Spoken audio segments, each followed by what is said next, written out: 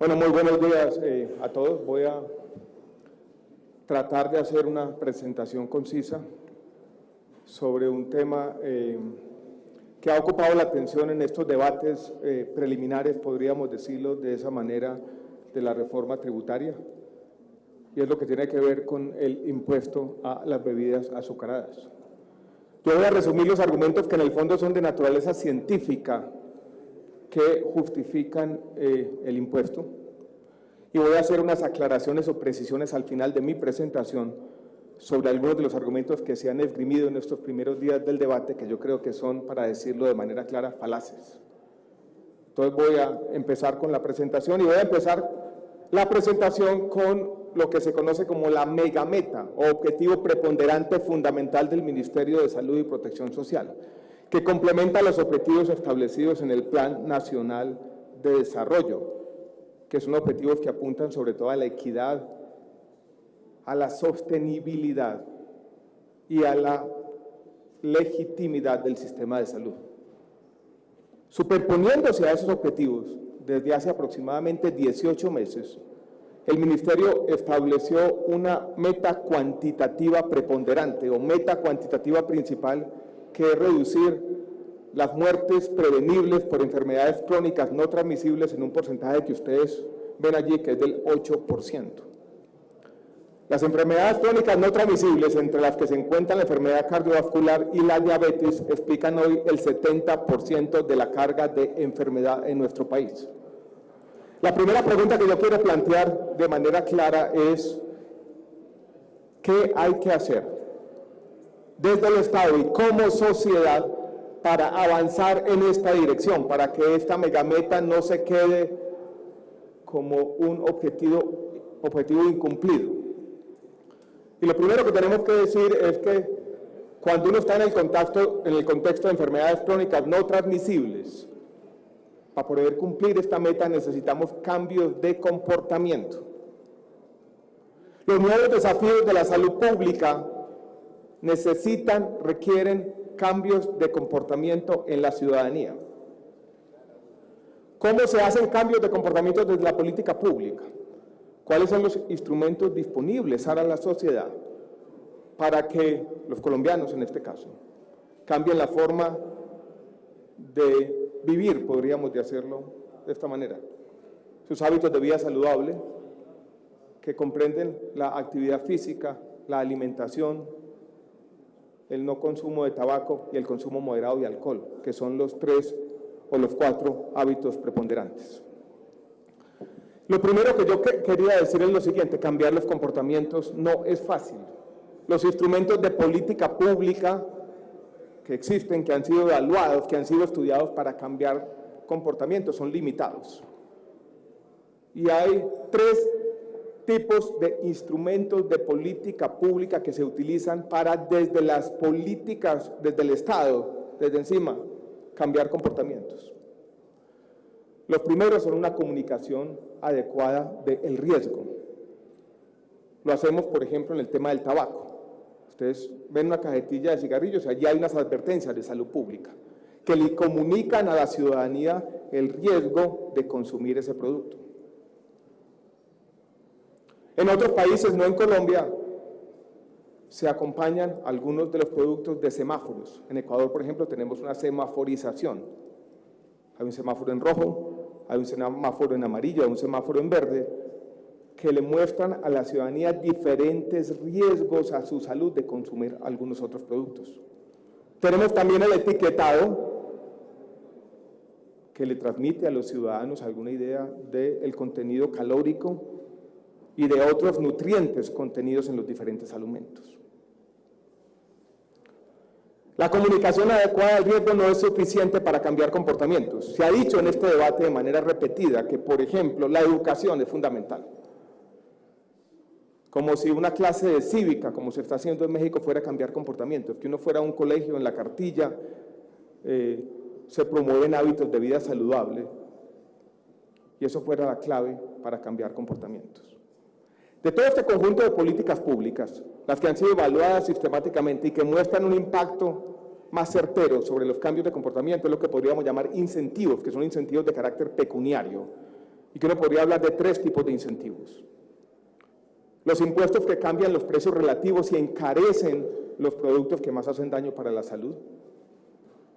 De todas las innovaciones de salud pública en 35 años, podríamos decir, cuando estas políticas comienzan a consolidarse en el mundo, tal vez la política más importante de salud pública, de todas las que se han hecho en el mundo, tiene que ver con los impuestos al tabaco.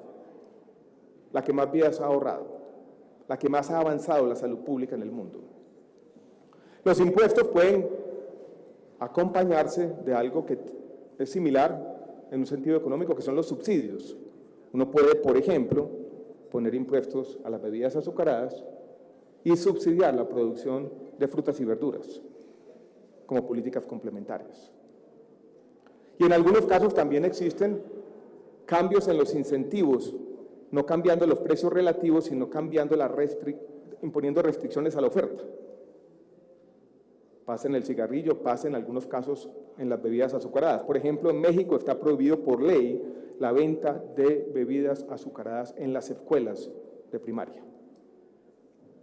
Tenemos otro conjunto de normas que son complementarias a estas para cambiar comportamientos, que lo que tratan es de crear normas sociales, en la sociedad, en el comportamiento conjunto que tenemos como colectivo, mostrar que ciertos tipos de consumo tienen un estigma y eso a su vez lleva a que se disminuya el consumo. Esa política, por ejemplo, de advertencias, impuestos y creación de normas sociales ha sido muy exitosa en nuestro país en el consumo de tabaco. La incidencia del consumo de tabaco en Colombia ha disminuido en 300.000 personas en los últimos 5 años, como resultado de un conjunto de políticas públicas que actúan en estas 3 dimensiones que son las únicas posibles de la política pública. Porque aquí existe una falacia que es la siguiente. Claramente, la obesidad es un fenómeno complejo, involucra decisiones de millones de individuos todos los días. Pero cuando uno piensa seriamente en las políticas públicas, tiene que trascender el enunciado de la complejidad. Y lo que tiene que tener en cuenta cualquier hacedor de políticas públicas es cuáles son los instrumentos a su disposición para cambiar comportamientos. Y lo primero que uno se encuentra en ese debate es que los instrumentos no son muchos. Y que de todos los instrumentos ensayados, evaluados y disponibles, el más costo efectivo son los impuestos. De todos los instrumentos disponibles de política pública que han sido ensayados en todos los países del mundo, el más costo efectivo, el que más avanza son los impuestos. Ahora, estos son fenómenos complejos. Y uno cuando se enfrenta a la obesidad no le puede pedir a un único instrumento que resuelva todos los problemas. Lo que le tiene que pedir a ese instrumento es que avance decididamente en la solución del problema y se complemente con otras medidas. El ministerio, ustedes de pronto no lo han visto, es tan difícil cambiar comportamientos que, por ejemplo, los esfuerzos deliberados que nosotros hacemos para crear normas sociales, para transmitirle al público una adecuada conciencia del riesgo de consumir ciertos productos, terminan en oídos sordos muchas veces porque es muy difícil. Déjenme dar un ejemplo de una política exitosa en otro ámbito de la vida pública que es importante. Mostrado en este momento en el mundo como un paradigma de cómo los impuestos cambian comportamientos en dimensiones que son provechosas para la sociedad, sobre todo los que tienen que ver con la salud y con el medio ambiente. En Irlanda se grabó hace pocos años el consumo de bolsas de plástico a la salida de los supermercados. Ese impuesto tuvo un efecto grandísimo, positivo sobre el medio ambiente y en la reducción del consumo de esos productos. ¿Por qué? Porque el impuesto logró transmitir las 3 cosas que hay aquí. Primero, le transmitió a la sociedad una idea del daño que hace el producto. Segundo, cambió los precios relativos, encareció lo que hacía daño. Y tercero, creó una norma social, un estigma de rechazo. Las 3 cosas retroalimentándose una a otra, llevó, vuelvo y repito, a un beneficio social evidente. Esto es, los incentivos, todos quienes se han tomado en serio la política pública, los incentivos son también mensajes. Y cuando estamos dando este debate, y estamos hablando de un impuesto a las bebidas azucaradas, estamos haciendo dos cosas. La primera, estamos cambiando un precio relativo, estamos diciendo este producto es más caro y eso va a estar acompañado de cambios de comportamiento, como lo voy a mostrar en un minuto. Pero a su vez, o al mismo tiempo, le estamos diciendo a la sociedad, este es un producto riesgoso. Y al mismo tiempo, como ha ocurrido en el tema del cigarrillo, estamos diciendo, mire, vale la pena construir entre todos una norma social, un estigma para cuando, por ejemplo, en un colegio venden gaseosas para los niños, la ciudadanía se movilice y denuncie ese tipo de comportamientos.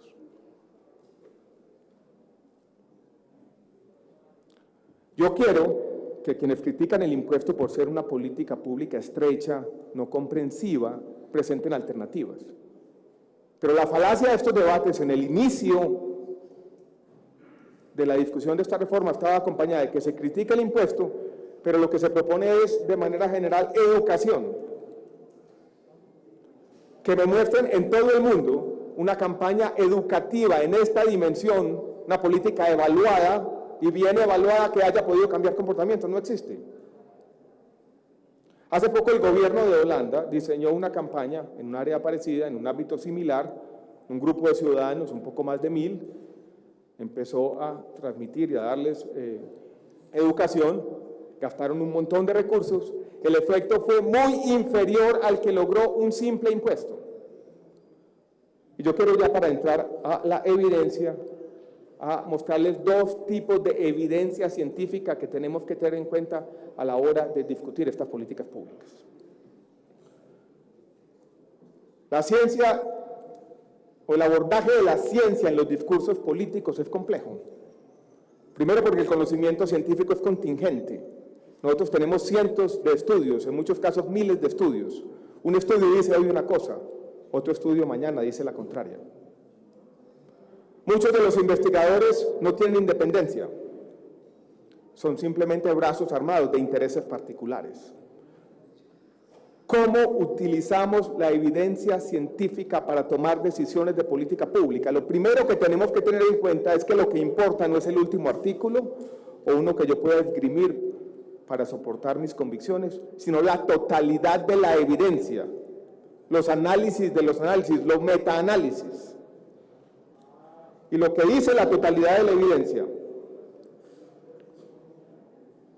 los artículos que han sido analizados, un primer hecho que es insoslayable, que está en todos los artículos analizados, y es que el consumo de bebidas azucaradas está asociado. Hay una conexión de naturaleza causal entre el consumo de bebidas azucaradas y los fenómenos de obesidad y sobrepeso y la diabetes. Quien diga lo contrario está distorsionando la evidencia. Vuelvo y repito, hay una conexión causal, una asociación entre el consumo de bebidas azucaradas y los fenómenos de obesidad, sobrepeso y diabetes. Y esa evidencia científica no se puede hacer a un lado simplemente diciendo, no, es que la arepa de huevo tiene más calorías, o que la bandeja paisa yo no sé qué, o la butifarra y el chorizo. No, miremos la evidencia. Los otros son simplemente distractores o demagogia. Y aquí está la evidencia, les muestro el último artículo científico publicado, este artículo. Esta es la revista científica más importante sobre asuntos de nutrición de los Estados Unidos. Revisa 32 artículos en adultos y niños.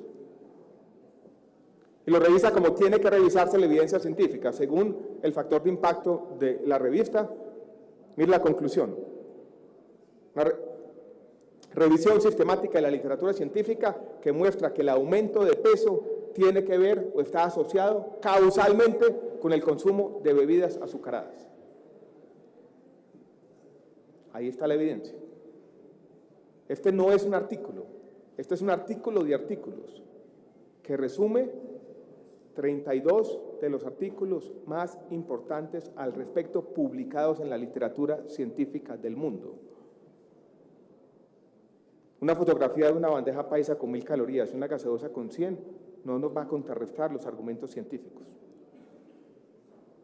Vamos a ir un poco más allá y ahora el debate con los hechos científicos, vuelvo y repito, asumiendo la totalidad de la evidencia, no un último artículo. Lo que muestra también la evidencia de un artículo publicado hace 2 semanas en la revista Scientific American, muy interesante, reseñado por el New York Times y por toda la prensa global, y en eso tenemos que ser claros. Lo que muestra también la evidencia científica es que aquí existe una especie de divorcio entre 2 tipos de estudios. Hay unos que han hecho investigadores independientes que vuelven a mostrar una y otra vez esta conexión entre el consumo de bebidas azucaradas y la diabetes. Hay otro conjunto de estudios que demuestran lo contrario. Esos estudios que demuestran lo contrario, que no encuentran ninguna evidencia, son los estudios financiados por la industria. En mi opinión, no tienen ninguna credibilidad. Hay una crisis de la evidencia que heredamos también de la medicina moderna. Los estudios independientes arrojan una única y sola conclusión. El consumo de bebidas azucaradas tiene mucho que ver con la diabetes. En el tema de Colombia, el solo consumo de bebidas azucaradas explica más del 20% de los casos de diabetes en solo Colombia. Por eso esta cifra que se repite de que el porcentaje es solamente del 3% en el consumo de calorías, es una cifra que debe relativizarse con otros hechos científicos más relevantes. Las tasas de absorción del azúcar en las bebidas azucaradas, por ejemplo, son mucho más altas. Las calorías de las bebidas azucaradas son calorías vacías que no se acompañan de ningún tipo de nutrientes. Los picos glicémicos son mucho más distintos en las bebidas azucaradas que en otro tipo de alimentos que contienen azúcar. Y por eso, vuelvo y repito, hasta el 20% de los casos de diabetes en Colombia está asociado al consumo de bebidas azucaradas. Esto no es irrelevante. Y yo creo que la inacción en este momento del debate en nuestro país no es una opción. Yo tengo unos grafiquitos aquí, no los quise mostrar. Pero miren, en la población más joven, 18, 22, 23, 27, 28, 32, cómo la barra azul comienza a alejarse de la barra de color granate. Esto es solamente periodo 2005-2010. Los datos del ENSIN que estamos a punto de publicar confirman esta tendencia. El crecimiento de la obesidad y el sobrepeso en Colombia que estamos observando hoy es similar al que tuvo México 15 y 20 años atrás, que llevó en ese país a una gran crisis de salud pública que hoy fue declarada una epidemia. No es con clases de cívica o con una utopía de la educación como vamos a resolver este problema. Uno necesita una disquisición adecuada sobre cuáles son las políticas públicas que logran cambiar comportamientos. Y desechar de esa discusión los incentivos es no tener en cuenta la evidencia y desechar toda la evidencia científica con la fotico de la bandeja paisa. Esta discusión tiene otra arista importante y es la arista ya de la economía. Y surge una pregunta, una segunda pregunta es: ¿pueden los impuestos cambiar comportamiento? O en lenguaje economista, ¿cuál es la elasticidad precio de la demanda asociada a las bebidas azucaradas? Yo tengo aquí una lista grande de diferentes estudios, de pronto no los alcanzan a ver, pero uno podría resumir los estudios de la siguiente manera. En promedio, un impuesto a las bebidas azucaradas del 20% va a disminuir el consumo en un porcentaje similar. Esto es, la elasticidad precio de la demanda en valor absoluto, en la gran mayoría de los estudios está cercana a 1. Yo vengo de un debate en la Universidad del Rosario. El investigador Darwin Cortés acaba de presentar un estudio para el caso de nuestro país y estima la elasticidad entre 0.8 y 0.9. Este estudio que ustedes ven aquí, recién salido del horno para el caso mexicano, tiene una elasticidad levemente superior a 1. Entonces yo creo que si uno mira la evidencia científica, la totalidad de la evidencia, quitándole a la evidencia los brazos armados de la industria, se va a encontrar con 2 hechos que yo creo que no pueden desecharse. El primero, el consumo de bebidas azucaradas sí tiene influencia sobre el peso, sobrepeso, la obesidad y la diabetes. Segundo punto, los impuestos sí reducen el consumo. Por eso decimos que estos impuestos son saludables, porque sí avanzan decididamente un objetivo de salud pública. Si ustedes no me creen a mí, esta es la revista científica más importante del mundo, el New England Journal of Medicine. Este es un artículo publicado en el año 2009. Lo que hace el artículo, ustedes pueden leerlo desde el título, es el caso de salud pública por un impuesto a las bebidas azucaradas. Vuelvo y repito, no lo estoy diciendo yo, esto no es un capricho del ministro de Salud de Colombia, no es un tema que nosotros estamos sacando de la manga. Esta es la revista médica más importante del mundo que está diciendo hay un caso de salud pública en favor de los impuestos a las bebidas azucaradas. Esto no se está haciendo solo en Colombia. Ustedes vieron el resultado de las elecciones de los Estados Unidos, donde 5 ciudades adoptan este impuesto. El día de hoy, Cataluña, en España, acaba de proponer un impuesto del 20%. Este tema se está discutiendo en Inglaterra en este momento, se acaba de adoptar en Perú, se adoptó en Chile, se adoptó en México. Hay una discusión global que nosotros tenemos que ser capaces de afrontar y dar con respeto a los hechos científicos. Yo me levanto el domingo por la mañana y encuentro que el señor presidente de la ANDI, Bruce McMaster, dice que de manera populista y sin ningún fundamento científico, el gobierno, el Ministerio de Salud, el Ministerio de Hacienda o la DIAN o quien fuere, decidió proponer un impuesto a las bebidas azucaradas. Digo, ¿será que la OMS también hace populismo y no tiene sustento científico? ¿Será que el New England Journal of Medicine está también dedicado al populismo y no tiene ningún sustento científico? ¿Será que este resumen que yo he hecho de la totalidad de la evidencia, un artículo tras otro científico, están haciendo populismo y no tienen ningún sustento científico? Por lo menos tenemos que ser capaces en el ámbito del Congreso de revisar los hechos del mundo y tratar de sacar las conclusiones adecuadas. Yo quiero mostrarles unas cifras basadas en algunos modelos predictivos que tienen en cuenta, entre otras, la experiencia mexicana reciente, que sí muestra que el consumo se redujo. Decir que en México no se redujo la obesidad es una gran falacia, si el impuesto lleva 2 años. Siempre se pensó en 5 o 10 años que esto va a tener un impacto. El estudio más reciente del Instituto de Salud Pública de México, publicado el 1 de noviembre, yo acabo de hablar con el doctor Víctor Barquera, PhD en Salud Pública, estima en un periodo de 10 años la reducción de la obesidad para el caso de México, aislando los otros efectos, y muestra que ese impuesto por sí solo, en sí mismo, va a evitar 20,000 muertes por enfermedades crónicas no transmisibles, con un énfasis importante en la diabetes. Ese solo impuesto. Por supuesto, en 2 años no vamos a ver el efecto. Eso sería imposible. Estas son políticas pensadas de manera seria desde una perspectiva de mediano plazo, no el día de ayer. Lo que uno observa primero es una disminución del consumo, y la disminución del consumo se traduce con el paso de los años en disminución de los índices y tasas de obesidad. Pero pedirle al impuesto mexicano que desde ya, en 2 años, logre disminuir la obesidad, es imposible. Eso sí es una falacia. Conclusiones para el caso de Colombia. El impuesto propuesto del 20%, en nuestra opinión, y basándonos en los parámetros y estimativos de la literatura científica, reduciría en un plazo de 4 años los casos de diabetes hasta en 18,000. Estamos hablando de 700 muertes evitables. 700 muertes. Aquí tuvimos un debate hace algunas semanas o meses sobre el asbesto, donde estábamos hablando de 20, 25 muertes en un periodo similar. Y a todo el mundo se le pararon los pelos. Aquí estamos hablando de 700 muertes que pueden evitarse, cosa que no podemos soslayar de la noche a la mañana. El consumo de bebidas azucaradas, según nuestros cálculos, la diabetes le cuesta algo así como 4 billones de pesos al sistema de salud. El solo consumo de bebidas azucaradas le cuesta 740,000 millones de pesos. El impacto de ahorros al sistema de salud de este solo impuesto está por los lados de los 220,000 millones de pesos. Extrapolando los parámetros de la literatura científica que incluyen, entre otros, la experiencia de México. Yo quiero plantearles lo siguiente.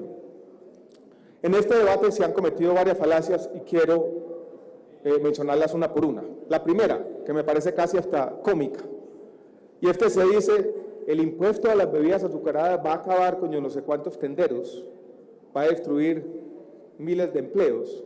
Esto tiene un gran efecto social, pero no tiene ningún efecto sobre la salud. Es lo uno o lo otro. Si uno va a tener un efecto sobre las tiendas y sobre la industria y sobre yo no sé qué cuánto, es porque efectivamente está reduciendo el consumo, y si reduce el consumo va a tener un efecto sobre la salud pública.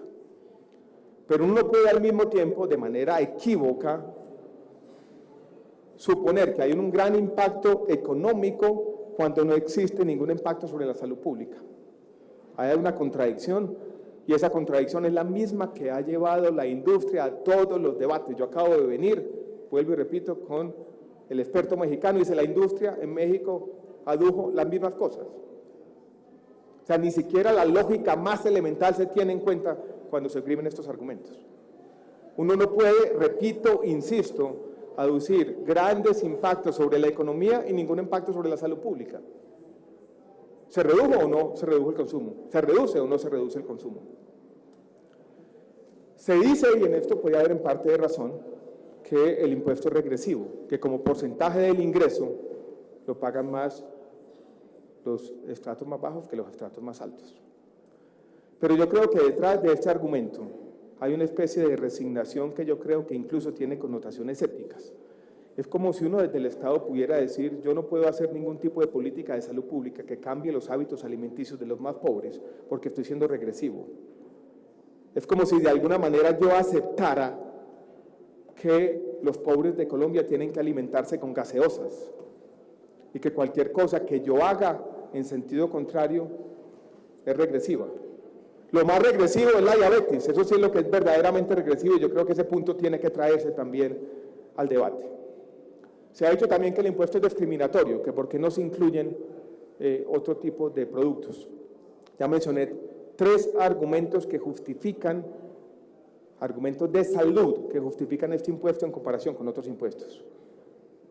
Las tasas de absorción del azúcar en las bebidas azucaradas son mucho más altas que en otro tipo de alimentos, los picos glicémicos son más grandes y las calorías, estas calorías son vacías, completamente vacías, distintas a las calorías, por ejemplo, que contiene una chocolatina, que sí incluyen nutrientes. Pero también, y yo creo que la experiencia mexicana es ilustrativa en este caso, esta es una epidemia, cruzarnos de brazos la inacción no tiene sentido.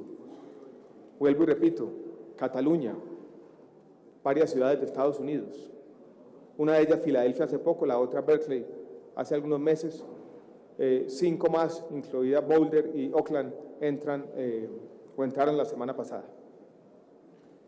Lo que ocurrió en Ecuador, lo que está ocurriendo en México y lo que ha ocurrido en otros países. Es un debate de naturaleza global que tenemos que afrontar.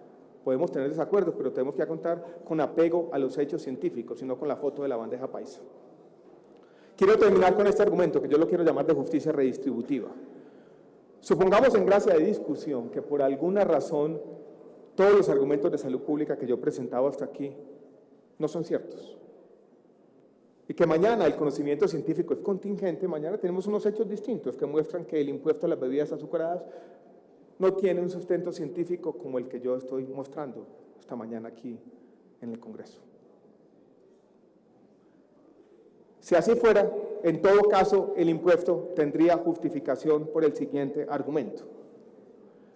Colombia tiene un sistema de salud que casi lo define una variable. La salud en Colombia la pagamos mancomunadamente. El gasto de bolsillo como porcentaje del gasto total es apenas el 14-15%, es el nivel de la OCDE. La salud en Colombia se paga con una vaca que hacemos todos para pagar por esa salud. Y Colombia tiene un esquema de financiamiento en su sistema de salud que fue catalogado por la misma Organización Mundial de la Salud como bastante solidario en el financiamiento. Nosotros contribuimos 20 veces, 25 veces más o 13 veces de alguien que gana un salario mínimo por el mismo paquete de beneficios. Contribuimos a esa olla pública, al fondo que se conoce hoy como el FOSICA para pagar por la salud de todos. El gasto privado es un porcentaje ínfimo del gasto total en salud en Colombia. El tabaquismo, por ejemplo, para hacer el ejemplo más claro, le cuesta 4,2 billones de pesos al sistema de salud. O sea, esa vaca que hacemos todos, por el consumo de tabaco tenemos que pagar 4 billones de pesos largos. Consumidores de tabaco, de cigarrillo, vía indirecta, por medio de un impuesto, contribuyeran un poquito más para pagar o ayudar a financiar el sistema de salud, que lo pagamos todos mancomunada y colectivamente. Yo creo que sí. Es un argumento de simple justicia redistributiva. La diabetes le cuesta 4 billones de pesos al sistema de salud. El solo consumo de bebidas azucaradas con esa sola patología le cuesta casi 800.000 millones de pesos. El mismo argumento lo podemos extrapolar. Vuelvo y repito, tenemos que tener formas justas, en un sentido de justicia que no está mediado por la capacidad económica, sino que aquellos que tienen hábitos de vida que no vamos a prohibir, que vamos a respetar, que vamos a tolerar como corresponde en una sociedad democrática, pero que simplemente les vamos a decir, señores, contribuyan un poco más a la salud de Colombia, que la pagamos todos. Esto es, dado la forma colectiva y mancomunada como pagamos por la salud en Colombia, aquí hay una externalidad negativa que justifica un impuesto. Para utilizar un argumento de Economía 1 del libro de texto para la justificación. Yo entiendo que no es un debate fácil, pero yo quiero resumir los argumentos principales de la siguiente manera. Primero, argumento científico insoslayable. El consumo de bebidas azucaradas sí está asociado a los problemas de sobrepeso, obesidad y diabetes. Segundo, los impuestos sí reducen el consumo. Tercero, no son muchos los instrumentos de política pública a nuestra merced para resolver este problema tan complejo y no podemos descartar los incentivos que han sido los instrumentos mejor evaluados y más eficaces en ese respecto. Tercero, las tasas de obesidad y sobrepeso en Colombia están creciendo a niveles altísimos y la inacción no es una opción. Hacer etiquetado, hacer advertencia también, construir normas sociales, en eso estamos. Y podemos avanzar decididamente, pero desechar los impuestos de plano, soslayando la evidencia científica ante esta avalancha que se nos viene encima, yo creo que es un error craso y vuelvo y repito, no está basado en argumentos, sino en intereses particulares de una industria o en formas sesgadas a cómo se está interpretando la evidencia. Ese es un poco el resumen, señor presidente. Muchas gracias, señor ministro. Escucharemos ahorita